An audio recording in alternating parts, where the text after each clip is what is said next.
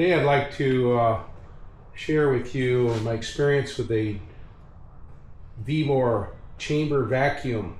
It's a DZ-260C V1. Evidently a V1 is US, V2 is Europe, and a V3 is Australia.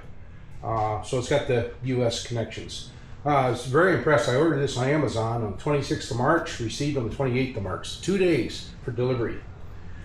Just to recap on it, or tell you, the weight of this box is 60 pounds, and the package, this box, it comes in, it's 19 by 22 by 20 inches. So it's a pretty good size box, and very heavy. So make sure you have a helper, or the ability to move it.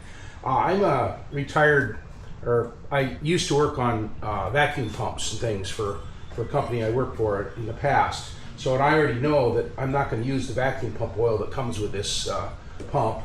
I'm using full synthetic. And I like this super cool brand, premium synthetic vacuum pump oil.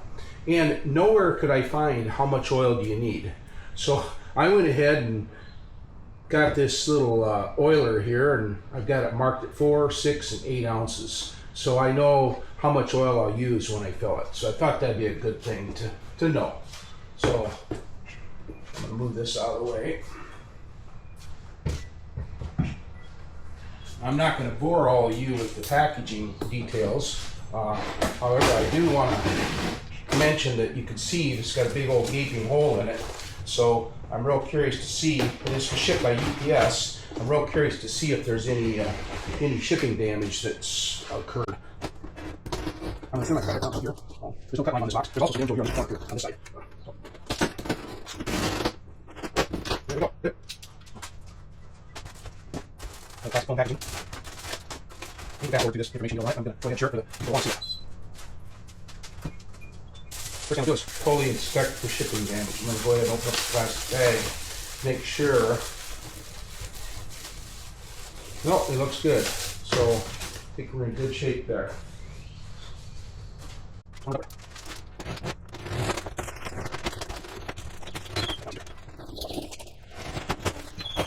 Drumsticks on stuff. It's not so. It's really good stuff.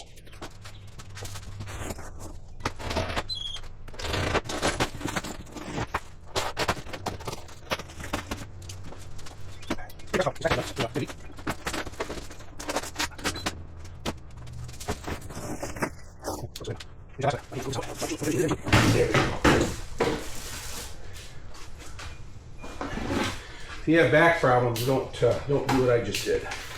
It is heavy.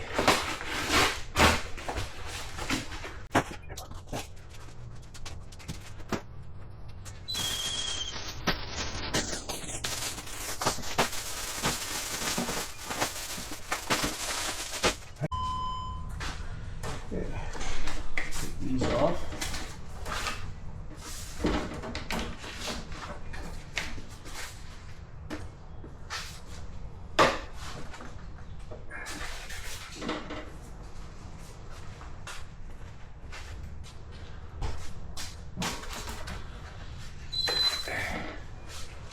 Got a breaker on the side here. Looks like the power goes in here. This is the back of the unit. So these panels come off to fill with oil. It does come with oil, but I can already tell it's petroleum-based lubricant, so that I will not use. You could argue that it needs braking oil, but from my experience, vacuum pump, it's the vanes that get the work out with the vacuum pumps. So here, in front of it, I get my magnifiers on and visually inspect it for any type of damage. It looks good. But the only thing I wish that had later is down here. Because I'm going to do it. I'm going to like see what $20 on it, and then basically the other just equipment is what got it. So let's see here. Comes with some black bags and a little owner's manual. and some heating, some covers for the heating strips. I've got experience with the strip vacuums, and so that's interesting. This whole thing just kind of lifts right out, just sits on there, sits loose. Yep. So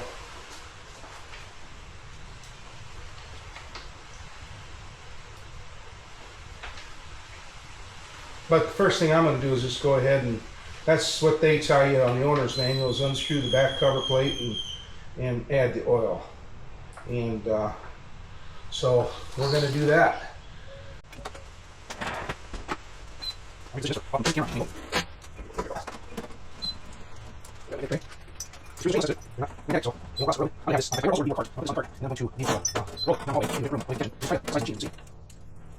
So now we got the back cover off. I can see all the wiring and everything. I'm going to go ahead and unscrew, per the instructions, unscrew the whole filter housing. A lot of people on YouTube are taking the top housing off, but it's better, in my opinion, to do what the manufacturer suggests in this case. The O-ring, I'm going to put it back on here so it's ready to use. I'm just going to set it over here. I set a light in here to help with the video, but there's no oil, very little oil in it right now. But I did level the machine, so I had a little delay getting that done. So here, and I'm using an air shim to do that. But here, we're going to go ahead and start pumping oil into it.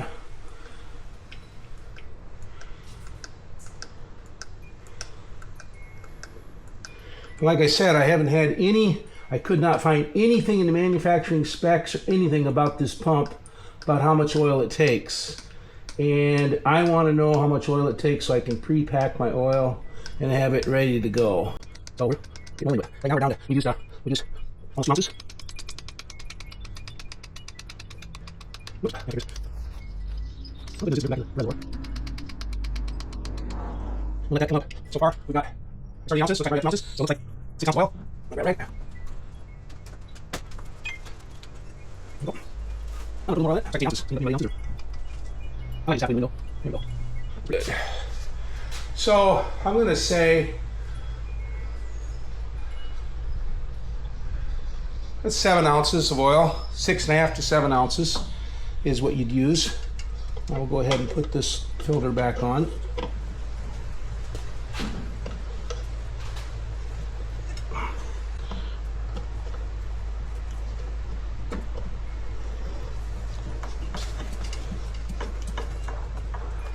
There she is.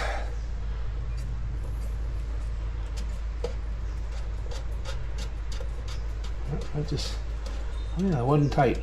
The top one was not tight from the factory. So we're half full of oil. I'm just going to do the wire pull test to make sure everything looks tight. It does. From my experience, I've had things that didn't look very tight. What I see in here is I got a transformer. It looks like it's 24 volt power supply.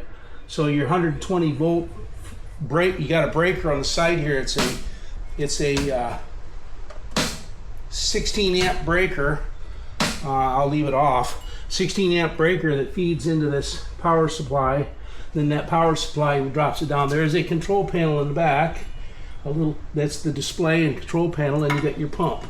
The pump is a 5 CFM or a 5 kPa pump. Be pretty easy to replace it with a different pump if a person ever needed to. Good to know. Go ahead and turn the breaker on. Didn't see any sparks.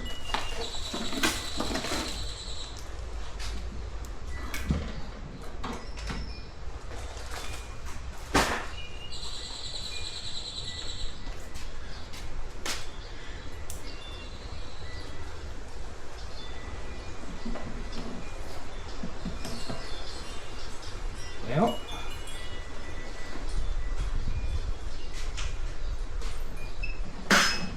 wasn't pushed in all the way. Got to really give that a good push. Heard it click. There we go. We're lit up. I'm going to take the sealing down to 0. And I'm not going to test the sealing yet. Cooling time, I'll just take it down to 2. I'll take the vacuum time down maybe to 20. I'm going to just go ahead and test it, just make sure it pulls vacuum. It is. 15 seconds. See if it gets down to minus 0.1 megapascal in 20 seconds. Pretty darn good if it does. Not quite. So 20 seconds is not long enough. I like that. The door automatically opens, so we'll take it up 25 seconds. Before I run it again, I'm going to just come back here, make sure things feel good. Motor doesn't feel warm at all. It's I think I'll be able to put that back cover back on.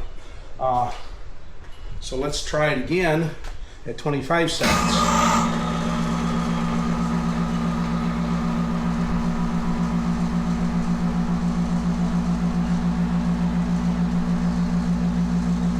I like the fact the sealing bar is in the back. This way you can see if any juices start coming up into it without, by standing in front without having to hover over it, look down in it. Looks pretty darn good. So I think I'm ready to try vacuum sealing something here. I'm just putting the cover back on, and I decided to change out the Phillips head screws to Allen head screws. I have Allen head stainless steel screws that I use a lot, and I really like them. They have the tools here available and handy, and I don't know, looks to me a little more professional. I realize the manufacturer's not going to do this because they don't want to send Allen wrenches with their shipment. But so I had some nice stainless steel, high quality stainless steel metric screws. There we go. The back cover's back in place. I'll turn the switch, the breaker switch back on.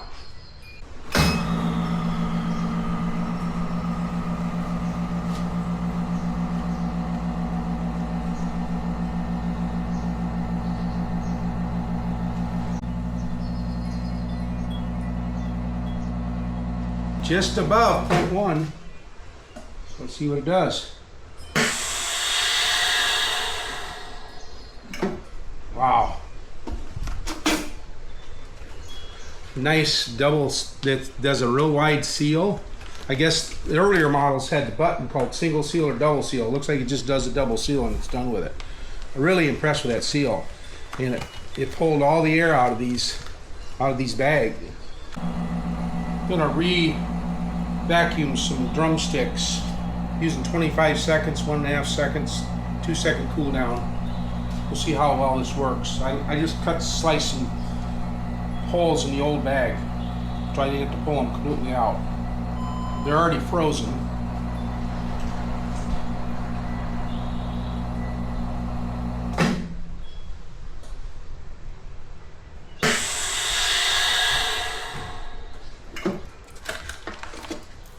Oh yeah, much better. Look at that. Now when I compare that, this is one with a conventional vacuum sealer. You can see the difference, how it pulled it. Took out a lot of the air that's causing, you can even see there's gaps in here in this bag. So I'm gonna do all my chicken back and do them that way.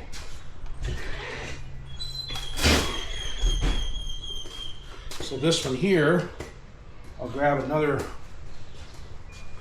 bag. I found some gallon bags.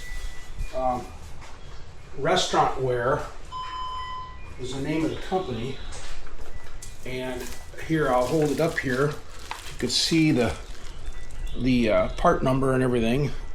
I found this on Amazon as well. So we're going to go ahead, grab one of these.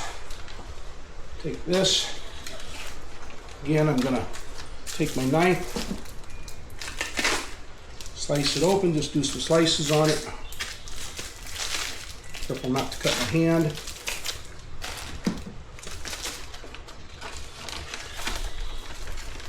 Put it in the bag with the top down.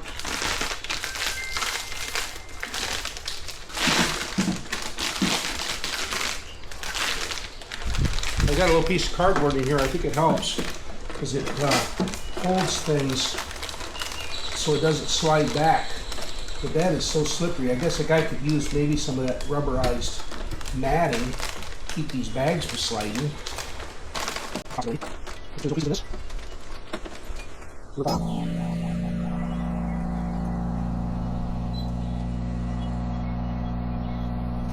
Yeah, the needle is definitely buried. 30 seconds is what it takes.